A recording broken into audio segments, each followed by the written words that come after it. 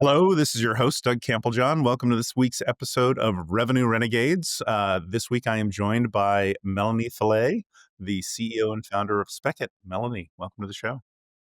Thanks. Excited to be here. So much to talk about and dive into today, but why don't we just start with the founding story of Spekit? Tell us a little bit about how the idea came about and what was the Yeah. inspiration spark? Well, the short version of the story is I was working in. I've primarily only worked in startups.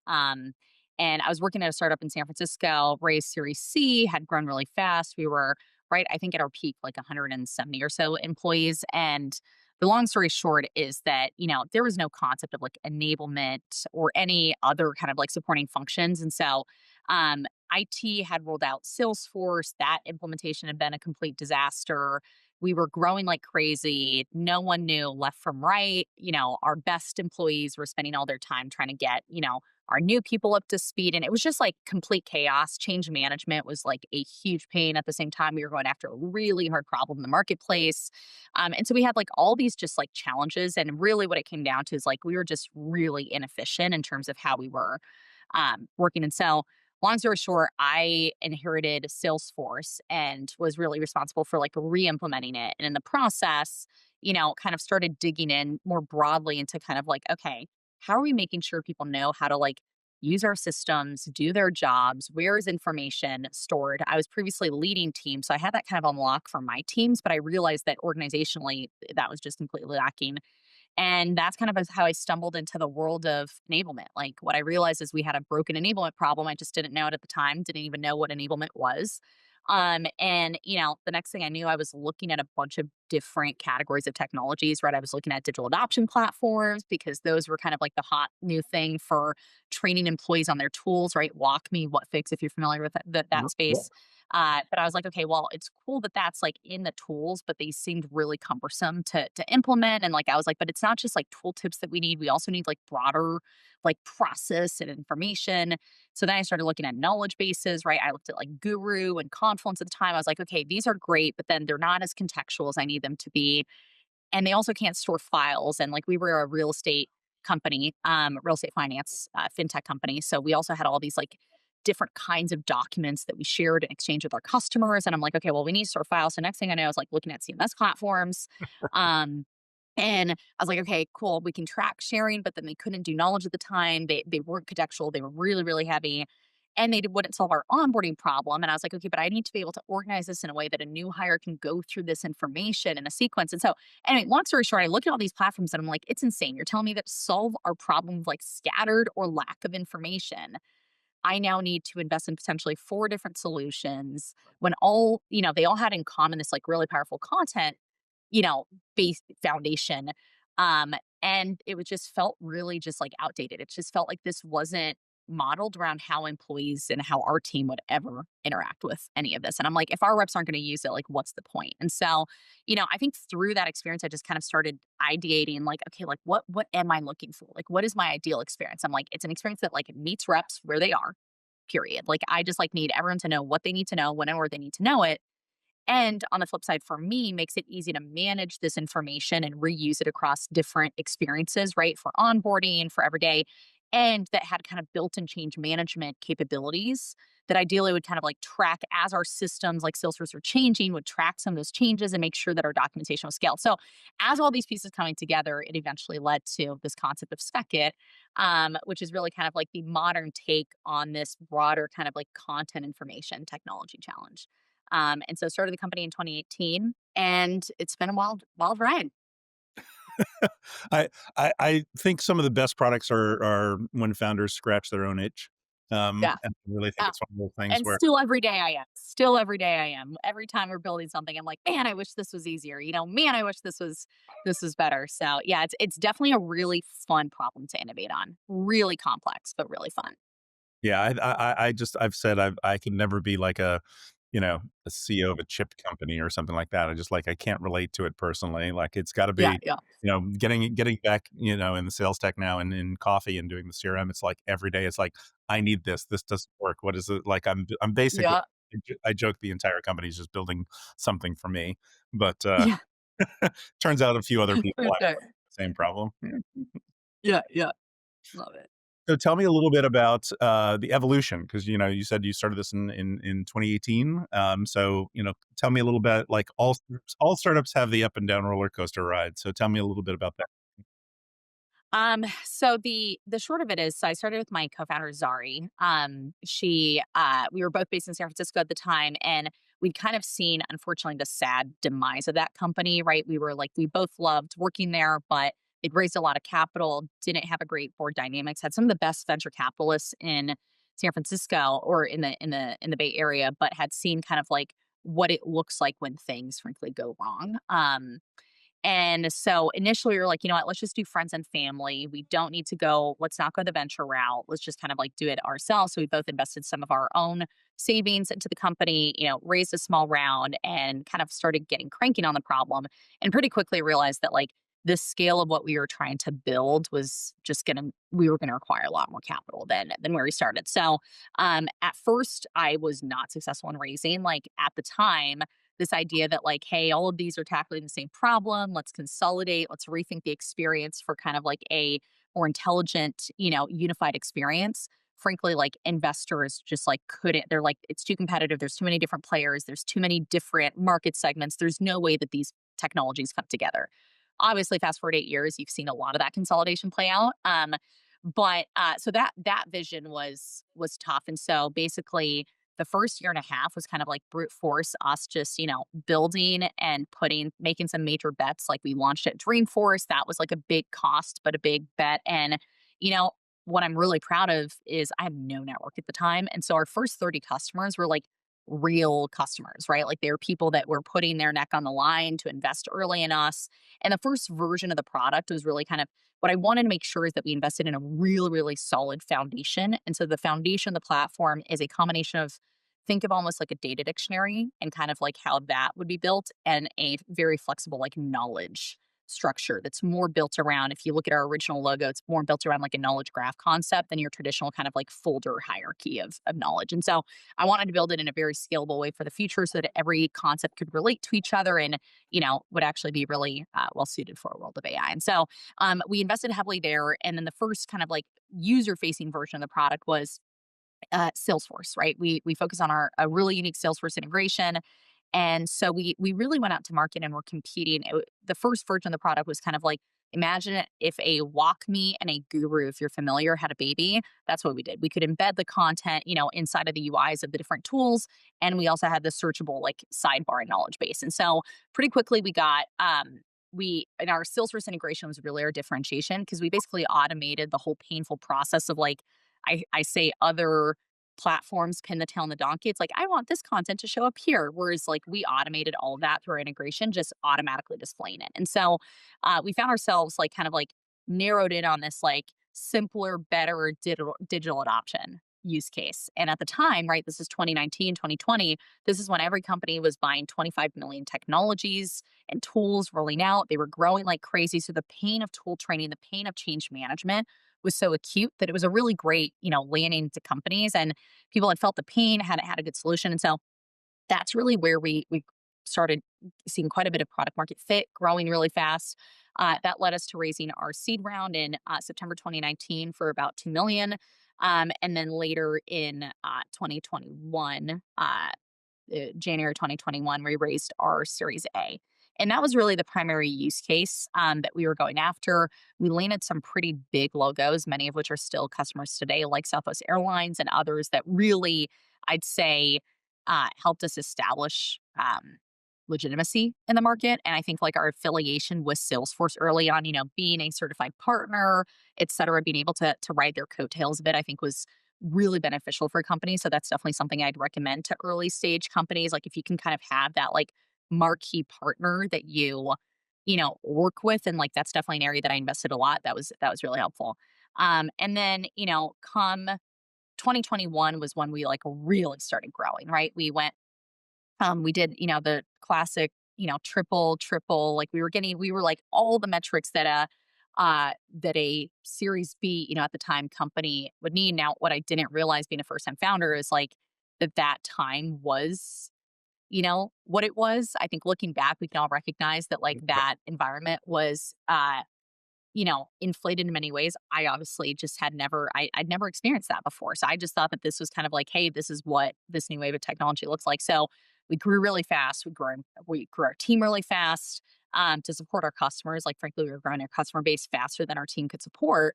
And then fast forward to December 2021, we raised our Series B. We had like the best metrics, right? 160% net retention, and like had grown, almost 4x year over year. And hire a bunch of people in the first quarter because now we're hoping to get to, 20, I think it was like 25 million or 20 million in that, in 2022.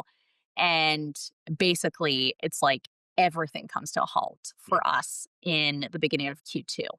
And so for us, that was a few different things. One, we had grown so fast from a product standpoint. And at the time, we were trying to like get after, go after more and more market. We were, I was very much in growth mode. And we basically had just built a bunch of features, but it hadn't necessarily invested in like what I would consider like a true scalable infrastructure in terms of like observability and performance and all those things that like massively slow down development that you don't realize you need until you really feel the pain of it. Or unless you've had, a repeat season CTO that has done this, 5 companies. And that just wasn't the case of the team that we had at the time. And so we started having some product issues at the time, which were really painful. Our main one of our main delivery mechanisms is a Chrome extension. And, I've always said like we need to be the most frictionless experience possible for reps. And that became not so true in the sense that like when our Chrome extension is installed, like we could slow down a rep's browser by like 1 or 2 seconds, Wow. which doesn't feel like a lot, but to a rep, it's detrimental. And the crazy thing is, it was super sporadic. It was really hard for us to identify. It wasn't happening to everyone. It often was, we had customers that had, 10-year-old computers and stuff. But any point being, as soon as that became something known, that kind of reputation spreads like wildfire within a company. So we had a few key accounts that were really pain. It was really tough to solve. And so that happened to us, that was like basically Q1 of 2022. We had raised a ton of money. We had just hired a bunch of people. And now it's like, oh, crap, we've got a serious problem here. Wow. And it took us longer to solve it than needed. At the same time, unfortunately, my co-founder had gone through a horrible just year of pain, lots of really, really tragic, traumatic experiences in her personal life. And she was leading R&D and product at the time.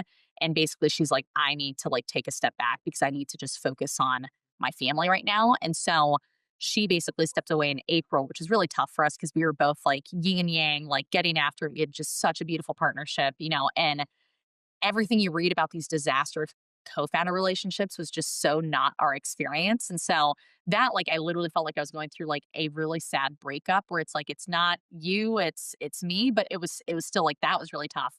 And so then, she leaves. We didn't have at the time the right engineering leadership in terms of just like someone that could really help us solve this problem. So all of a sudden I'm now CTO. I'm flying, everywhere trying to get our engineering teams together. So that's happening. At the same time, we, you know, our board is like, winter's coming, things are about to get really tough. Like, you guys are spending too much, right? We just hired a bunch of people expecting to grow another 4x year over year. And they're like, winter's coming, et cetera. And this was one of our investors is Craft Ventures, right? Like Yep. the bird multiple, like that whole, multiple that became so important really through that time. Like they wrote that they were like the leading kind of voice behind that. So they were very proactive with their companies, but kind of before I'd say the rest of the market. So now looking back, I am incredibly grateful for that.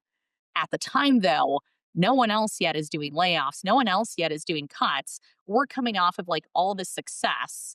And now basically it's like we need to cut back. And we haven't yet fully felt the pain either in our pipeline or anything. So I'm like, this just like, so as a founder, that was really tough because I'm like, I hear this. I trust that these individuals have more experience and more foresight than I have. At the same time, like it's just not computing for me. Um, and so I pushed that off for a little bit, and then pretty clearly in Q2, right in like June, all of a sudden I started seeing signals in like large accounts, like, "Hey, we're slowing down a little bit. Hey, we're putting some extra verifications." And I'm like, "Okay, there's definitely something happening here." And so made the hard decision to do a layoff in June, and that was incredibly difficult for us as a team because we had just I mean, I had personally just recruited a bunch of incredible folks. I just recruited this phenomenal head of partnerships to go build out all of our partnerships, and he built out a team. And, one of the decisions I made, unfortunately, was like, okay, until I have a better grasp as to where this is gonna fall, like, we don't have time to, like, invest in a whole new business strategy for us in terms of partners, so that was incredibly challenging both for me to go through personally at the same time as like we're having these like product issues. And so it's like, your baby is like feeling pain and you don't, and I'm like, I can't actually get into the code and fully solve the problem myself. Like, and that's something that like was the hardest for me because I can dig into any marketing analytic, any sales report. My background was biz ops. Like I can like usually get to the root of a problem and I'm not going to stop until I feel like I've got to the root, right? I'm not going to take the symptoms. I think a lot of people live in like symptoms land where it's like, oh, here's these symptoms. Let me tackle these symptoms. I'm like, no, what is the root cause? Like, I really pride myself in being able to do that quite effectively. Um, but with, code, that's just out of my purview. And so anyway, so that year was tough, or that season was tough. But then that summer, I hired a chief technology officer. Who we still have today. Paul, he was actually previously at Guru, so he had a lot of experience in the space, and he came on board and literally transformed transformed my life. Really took ownership, knew how to solve these problems, etc. But out of nowhere, now we were facing churn because companies who had just bought Spekit like that year and signed 3-year contracts were like, hey, we bought, let's say there were 400 employees when they bought us. They were planning to grow to 600 employees. Now they're coming back to us and saying, actually, we had to cut our team down to 200. We're Mm, paying 3 times more. Like, can you guys work with us? yeah. Right. And so, we're not even talking about like full churn logos yet. You're talking about people that had just signed that are like, hey, our business changed. And we had so much at the time in 2022, it was primarily just like tech that was feeling that pain. It hadn't yet rippled to other industries, or at least from my experience, I had it. And so we had so many tech customers. And so it was tough because, at this stage, I care more about our long term reputation. Like I'm building this for the long run. So I don't want to be that vendor that's impossible to work with. Right. And I understand how hard that is for them. At the same time, right.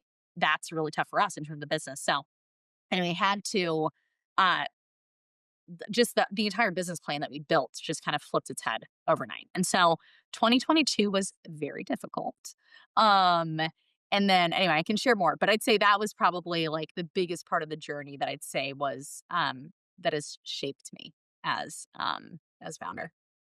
Thanks for sharing that. I think that it's always healthy for all of us to hear these stories and remind each other that, it's not all these bright roses. I think every startup For sure. slides close to the trees, and, you know, especially when, I think it must have been tough to be it's one of those things when you're still trying to get out of the woods, but, like, when you're just like, "Hey, this is a rocket ship, we're taking off," and then everybody's saying like, "No, no, no, pump the brakes, pump the brakes, pump the brakes." That had to be super hard and have, a close founder leave at the same time.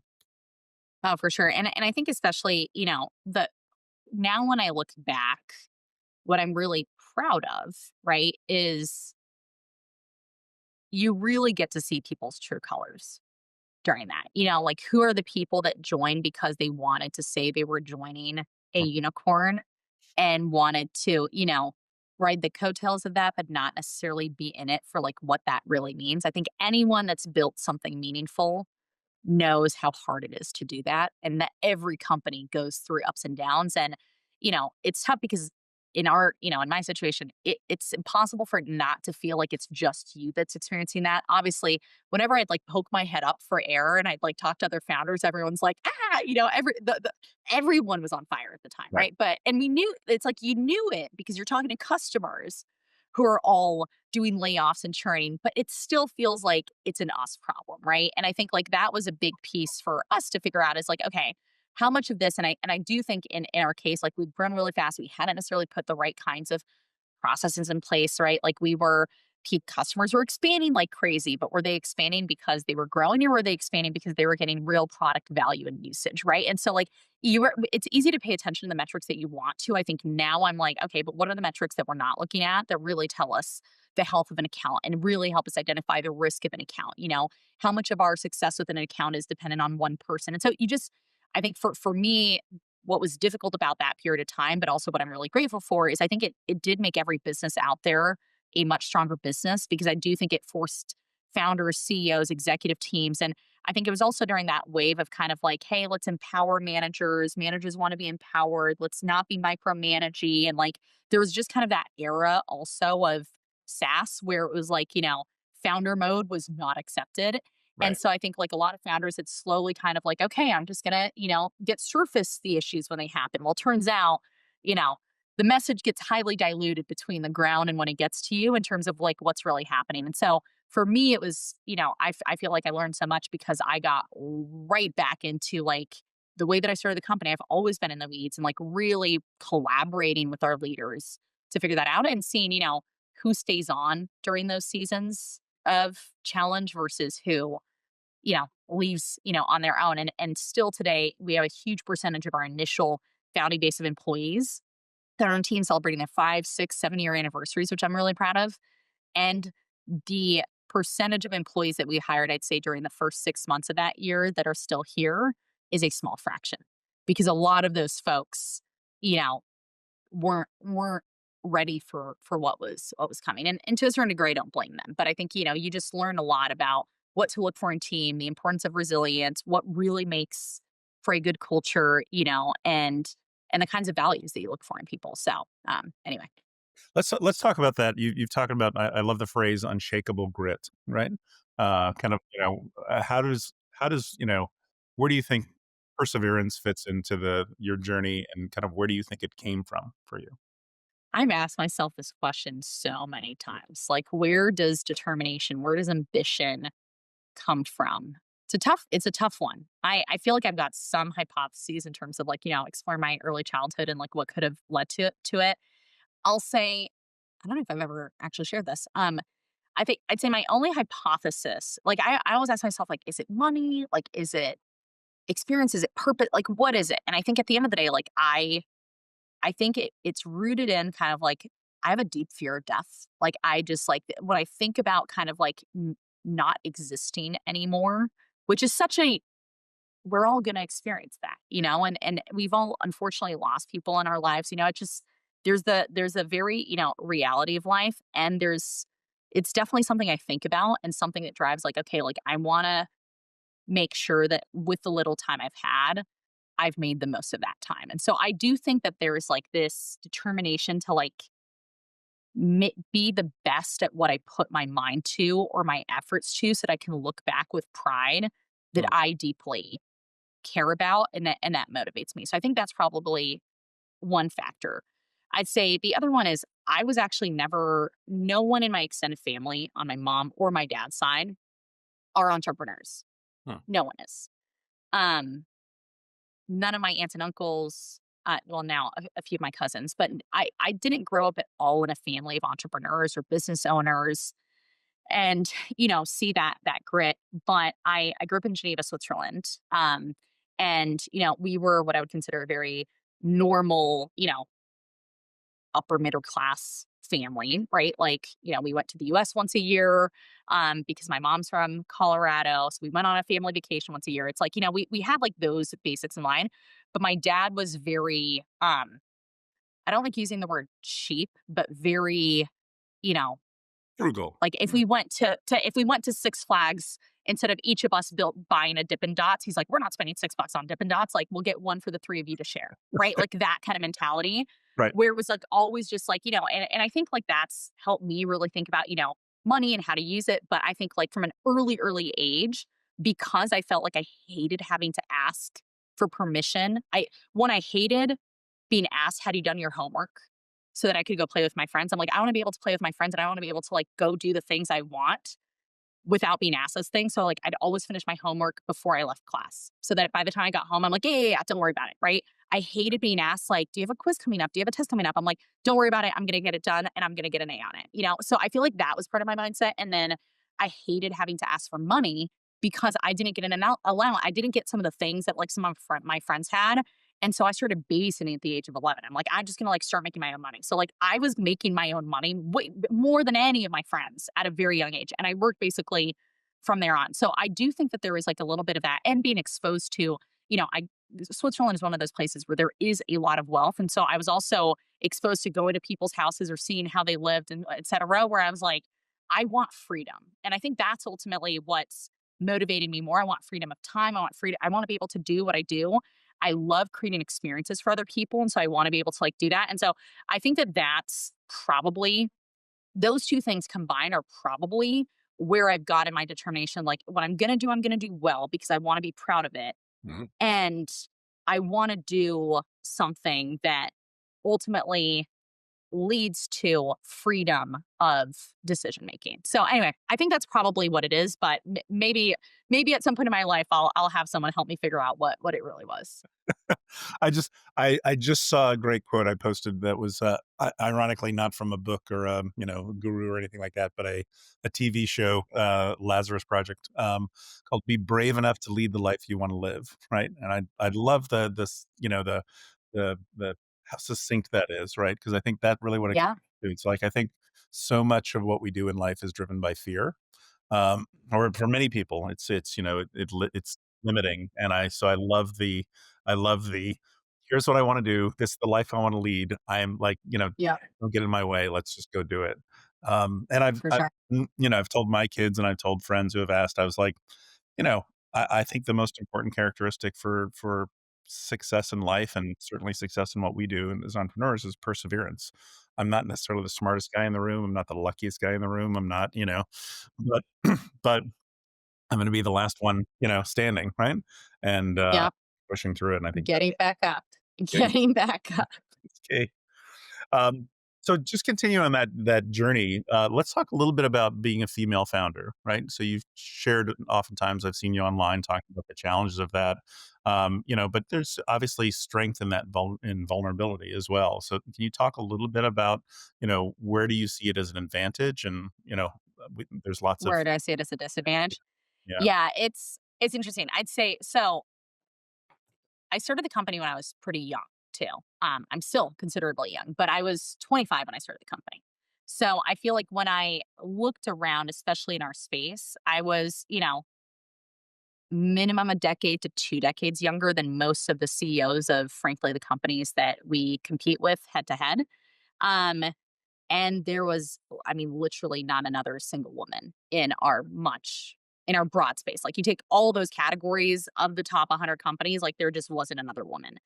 And I never really thought about the whole like man versus woman. I grew up with a lot of guy friends. I've always had girlfriends, but I've always like, had my boys. Like I've always just like gone along with men, with women. And I feel like when it comes to business, like at the two companies I was at, I worked with a lot more what men than women. And so I was always comfortable. I never even like thought about like, oh, I'm the only woman in the room. Right. And Yeah. I think that maybe it's because I was naive. I was like younger. And also maybe I just was in environments that didn't make that a thing. Like I never felt like I didn't have a voice because I was younger in my career or because I was a woman. And so I feel very grateful because I feel like both of those environments, while they were very male dominated, it was literally like an HVAC tech company and then a real estate fintech company, arguably both very male dominated.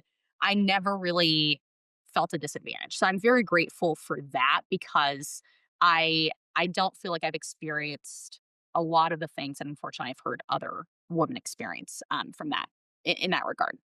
Um, so I never really thought about it as a disadvantage until realistically I was fundraising. Uh, And I remember like and I've gotten like some subtle pieces of feedback. Like you've probably seen in this interview, like I'm not the most succinct, concise talker. I've never been. I've never been. I love storytelling. I love talking. Maybe it's because I'm European. I talk with my hand. I don't know. But this is just who I am, right? Now, the stereotype of your, traditional software tech founder is the, college dropout, I'm too smart for you, computing engineering whiz that's like gonna just like talk big things that you can barely understand. And the investor's like, oh, yeah, that sounds he knows what he's talking about. I'm gonna invest in that.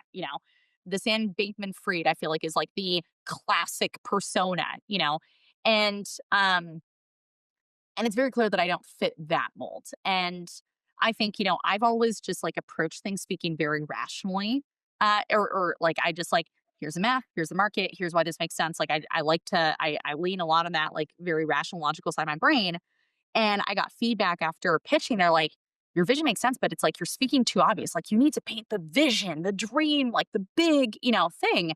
And I met with a couple, my actual former CEO who ended up investing in the company. And he's like, well, he's like, you're being that like it's too logical. Investors don't want to invest in logic. They want to invest in like the next big thing. He's like, here's how I pitch. And so I started getting guidance on like on those things. And I realized like, and I don't know if that was because I was like a woman or what, but that like some of the ways that I was approaching things was just like, different. And then I think, because I was surrounded by primarily male CEOs that had raised and male founders, like it was really hard for me to find, frankly, any woman. And because there's so few of us, and we're also busy because many of the women also have kids, it's just, it's hard to find other women and mentors and stuff. And so I think a lot of the guidance that I got from men, and that started influencing like how I was writing. Like I remember, like I've always been very emotive when I write smiley faces, exclamation marks and stuff. And then when I was starting, I was like, okay, I need to like not communicate that way. And I started, removing some of that. And eventually I kind of got to the point where I was like, you know what, F it, I'm just gonna be me. And then all of a sudden everything started working well. So I'd say it's been a little bit of a journey where I've taken guidance along the way. I've tried to kind of like change or shape, etc. And I realized like those things never worked. And so I'd say the most kind of like the moment that I'd say marks when I was like, "F it, I'm just gonna lean into this," was when I got invited by Salesforce Ventures. And why I thought that was ironic, and I think Mark Benioff and his team have obviously gone and built phenomenal things, but they were all the talk about equality and all these things. Mhm. And I got invited to the Salesforce Ventures party at Dreamforce. And I was wearing I think I was like in black and white. That was kind of like the colors. I always wear black. And I walk in and I kid you not, I was like at the Jewish Center, if you know in San Francisco, Yep. like that big, whatever, I forget the exact name. And it was like, it was crowded. There was hundreds of people there. And I'm like walking on the first floor. I only know one person at that whole event. Whole first floor, I literally don't see a woman. Then I go upstairs, and this was for venture VCs and founder CEOs. Second floor, I pass two women that are speaking to each other. And then I finally see my friend. He happened to be in the back room at the top. And I go up and he's speaking to a woman. And I like go through that whole thing. And like inevitably you get looks, right? Just because you look literally different than the other 400 people that were there. Yeah. And I felt really uncomfortable for like the first time. And I'm not someone that easily feels uncomfortable in a room. And I was like, it just I remember being that night, I'm like, there's just so much hypocrisy in all of this, which is like, oh, we want equality, we want women, we want to, and then it's like, okay, you're not even inviting any of us to be in the room, Right. right? And I felt like there was just like this giant hypocrisy there. And from that moment, I was like, you know what, F it. If I'm going to be the only woman in the room and if I'm going to get serious anyway, I might as well stand out. And so that's literally from that moment, I'm like, I'm going to wear bright freaking pink everywhere I go. And I'm going to use it kind of as this like, shield, armor, whatever you want to call it, where I'm like, this can be my like confidence suit, when I walk in a room. And then our brand leaned a lot more pink. And I think, also to stand out, it was good. But I'd say that was like one of the first kind of like moments. And that was in 2018 or yeah, maybe 2019. And then another key moment was this was actually in 2019. I'll tell this story. I've never said it on a podcast either. But where I really took a stand was when so we launched at Dreamforce in 2018. Mhm. And at the time, I literally had I need to check. We only ever had raised 150 grand at the time and had been like paying our engineers. So we maybe had 70 or $60,000 in the bank. And getting a booth at Dreamforce at the time was like $30,000 Yeah. plus going. We had obviously no marketing team and stuff. But I was like, if we want to see whether this thing has legs, like we have to go do it at the biggest conference and get eyes. And so we banked like I think it was something like 50% of what we had in the bank on this booth. And my co-founder was crazy enough like me to believe me on that piece and ended up being an amazing decision. And basically that year, Salesforce had invited me to fly out, me paying for all my own expenses, of course, to come and talk to the App Exchange team about how to bring more diversity to their platform, right? Hey, they had 5,000 applications and it was like 0.01% of them were led by women, like five of us. And so they invited all the female founders or diverse founders at the time because we want to try and fix something. And what they pitched was, hey, we can connect you with mentors at Salesforce. We can add a filter so that we can filter by like female owned businesses. on the app exchange. And I'm listening to all this stuff and I'm like, okay, these are like such corporate fluff ideas. I'm like, and I appreciated that they were even having the conversation in the first place.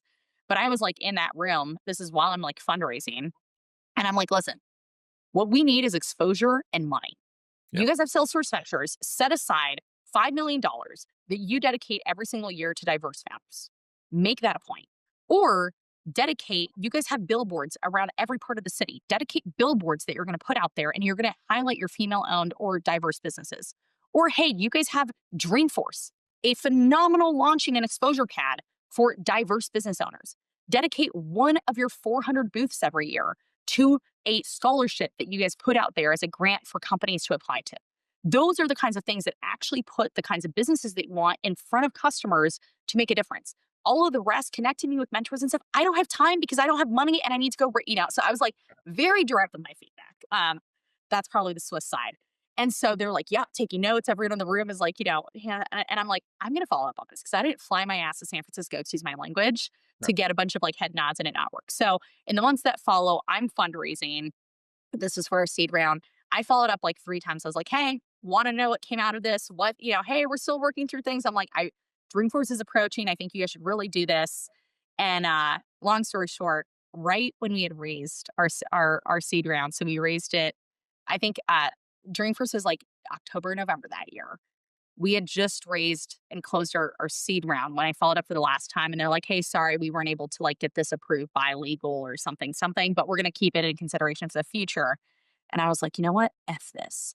And I called up the other 2 female founders I know on the app exchange. I had this like moment of like, if I don't fight back against this system and make it a point, like, and I called up the 3 actually female founders I know. It was Blake at TaskRay, Andrew Turrell at Conte, and then this other woman at Cloud Giants. Oh my goodness, I'm blanking on her name. Anyway, and I call them on. I'm like, hey, here's the deal. I think we should each, I'm like, I bought our booth. I want us to buy a second booth. And the 4 of us are going to pay for that booth. And we're going to run a scholarship and basically give it to the next Right. female founder. And so, literally on that call, every single one of them was like, yup, yup, yup, yup. So I email Salesforce. I'm like, hey, I'd like to buy a second booth. Here's what I'm doing. And they're like, hey, we're gonna have to get approved. And now we're getting like, the ears of slightly higher up people. Long story short, run the scholarship, do it for a diverse business cause. It wasn't a female founder, unfortunately. It was like but it was a co-founder team that was focused on like a very cool, like diverse focused business. And I was like, at least it's a step in the right direction. Even getting people to apply was hard because we have, limited exposure. We run it. It was huge for that business. And then I got invited by the App Exchange to come and they couldn't believe that we'd done it. They couldn't believe that we'd paid.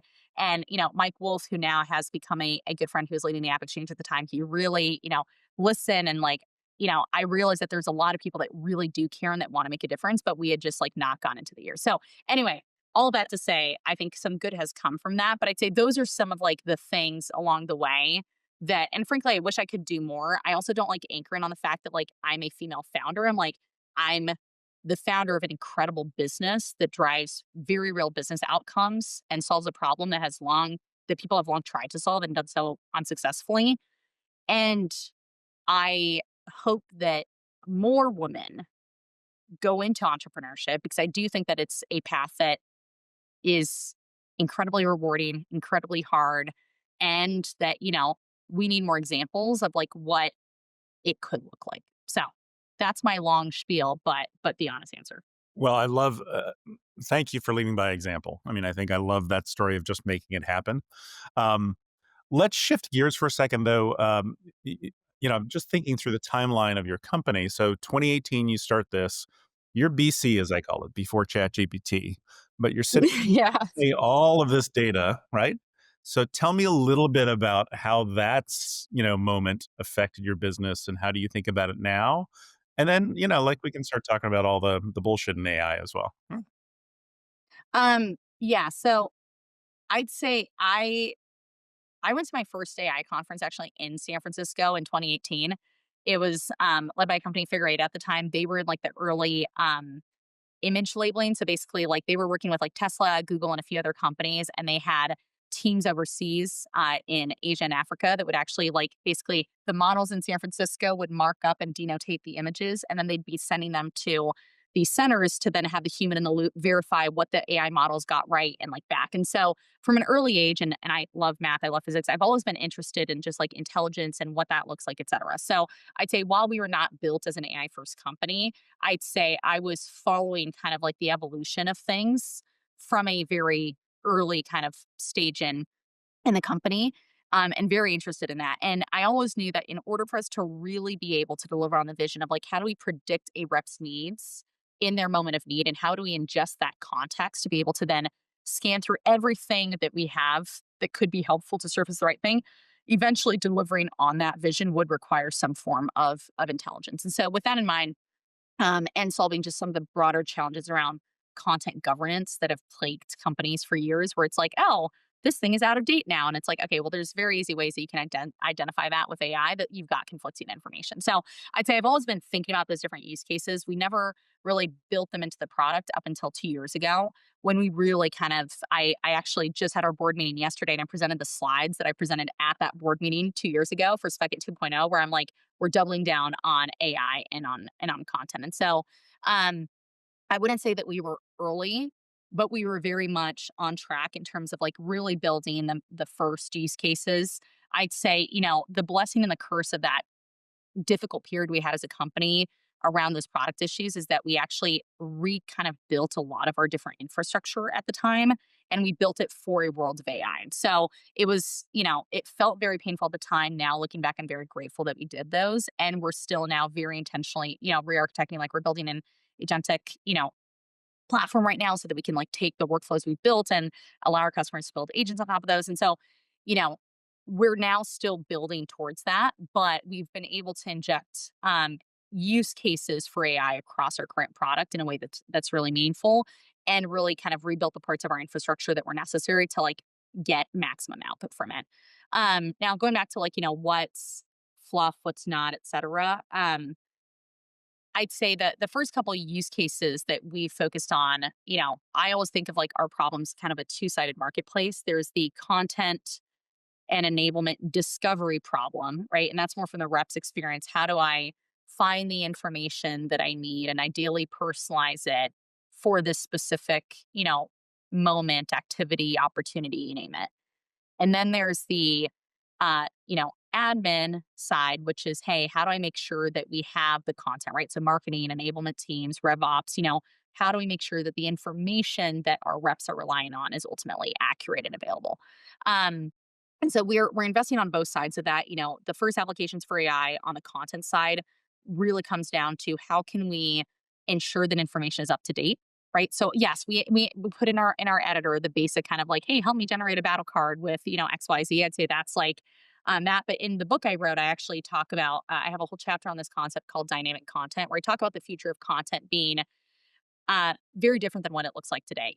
Up until now, content and data have been two different things, right? You've got your data and information over here, and then you've got these content as this kind of static long form information, right? PDFs, Google Docs, etc. I think over time the two become one in the sense that your content, we've built our content in a very modular fashion. So instead of having a long sales playbook, you break that down into really small modular bits.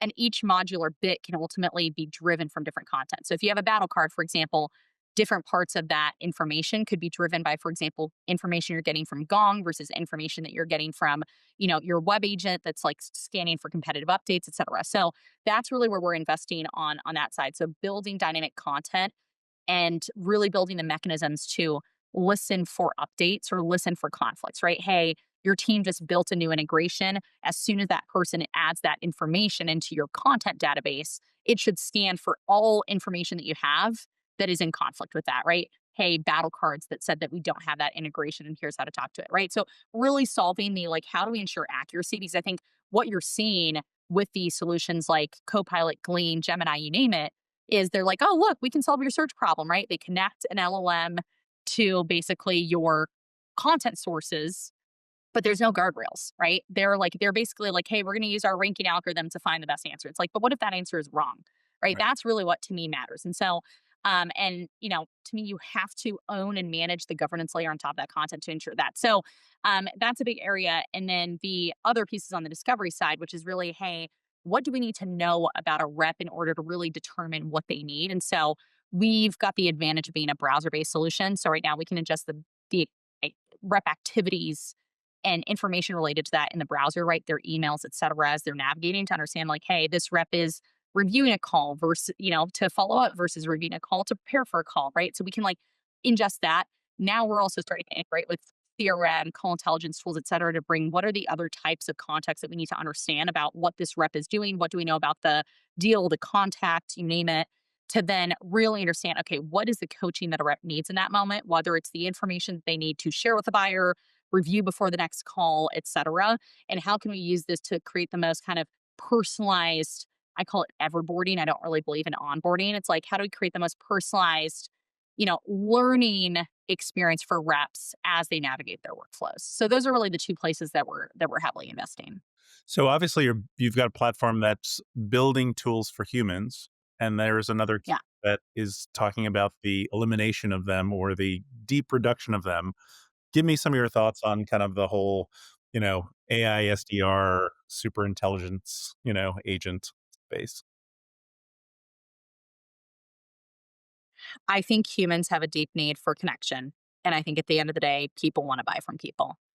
So I think that there's the things that, frankly, I don't think we should have been doing in the first place, like bombarding 25 people with, or 225 people a day across, 100 people in your team with the same generic emails. Like, yeah, I bet there's an AI solution that could automate that and do that a lot more effectively. The question is like, do we still do that? So yes, do I think there's certain roles that like ultimately disappear? I think unfortunately the SDR role is certainly one of them that's like more right for that. And even for us, just like looking at our outbound success and stuff, I mean, we're using tools like Clay, et cetera, to try and, identify intent and all those different pieces and build these personalized workflows. I mean, I think the jury's still out, frankly, on the effectiveness. I can say, I actually posted on LinkedIn recently.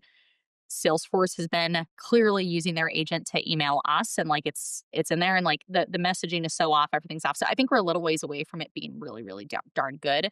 But that's one thing. I don't think it replaces reps. I think it's going to very, very clearly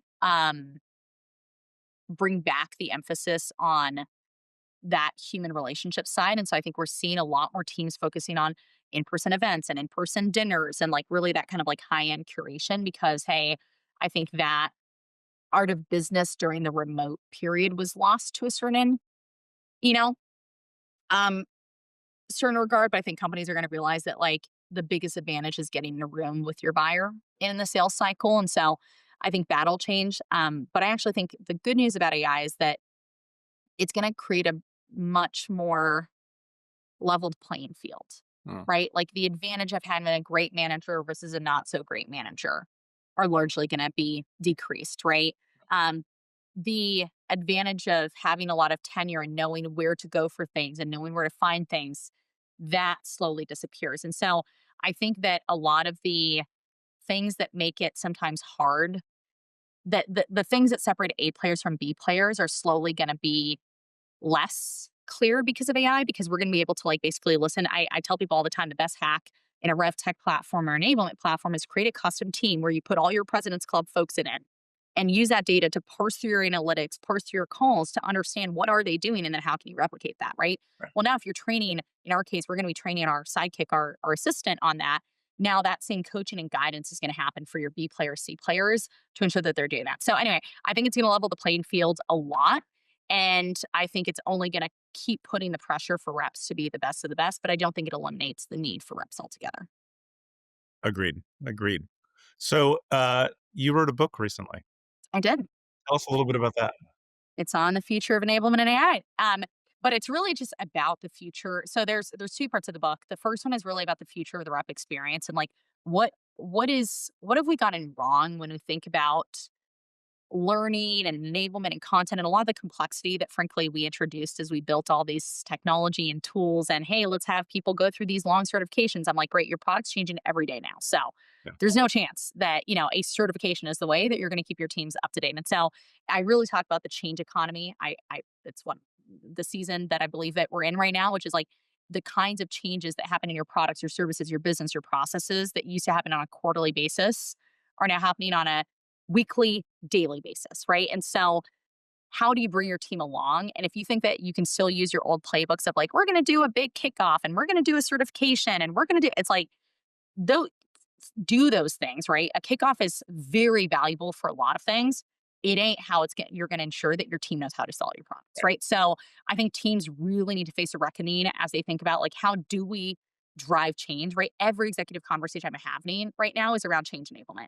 Mhm. How do we enable change faster? Because this path to monetization, the speed at which you can launch things and products and services and ensure that your team can actually say the right thing to the right buyers, regurgitate demo, I think that speed of learning and what I like to call in the book learning agility is going to become one of the biggest competitive advantages for companies. So, the first section of the book is really about that and how AI can solve some of these problems that frankly just weren't possible before and really create a personalized experience for reps.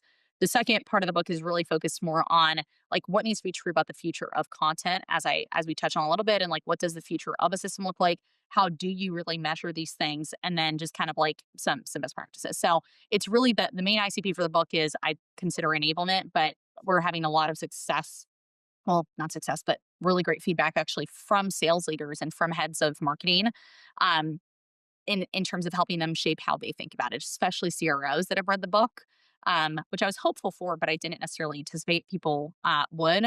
Where it's like, okay, you're helping me rethink how I need to like really enable my team for the future, and I think that that's really the outcome of the book. It's like you need you what worked the last couple years, it just ain't gonna work as your R&D teams are pushing products, 10 times faster, et cetera. And so anyway, so that's what the book's about. I'm looking forward to checking it out. So I know we're Yeah. running up on time. Few speed round questions.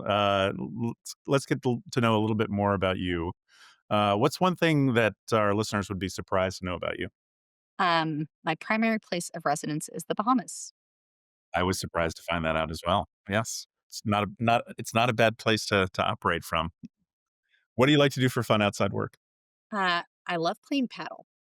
Are you Hmm. familiar with paddle? Okay, I'm Padel? familiar with paddle. It's it's not as trendy as pickle, but like you're bucking the trend there. Way more intense, way more Yeah. fun. But yes. And then what's one product you love using in your personal life and why? I was thinking about this when you sent that. I actually think the one that I tell more people about is an app called Mealime. Hmm. It's basically it all about efficiency. Basically it's like it's a meal planning app. You can like pick a few different recipes. You can like set whatever dietary preferences you have around that. You can set the servings, and so you can like go through and pick like let's say three recipes. It compiles a like grocery list with the exact ingredients you need, kind of like add it up. And then if you're in the US, you can click like one click checkout on Instacart, Amazon, or whatever. And so just like makes the whole and each recipe is under 30 minutes. And honestly, they're just delicious. They're healthy, they're delicious, and it's like just a quick, efficient hack for like taking care of the whole meal planning eating process. So I love it. And then finally, how can our listeners stay in touch with you and just help you on your journey? obviously Spekit, our company website, and you can follow us on LinkedIn. For me, I do have another website, justintimeenablement.com. That's where you can get the book. That's where I put a lot of like my own kind of blogs and thinking on the space. And then LinkedIn, obviously, Melanie Flay. Melanie, thanks so much for joining us. This has been a great Yeah. conversation. Really great to have you. Thanks so much for having me. Thanks, Doug.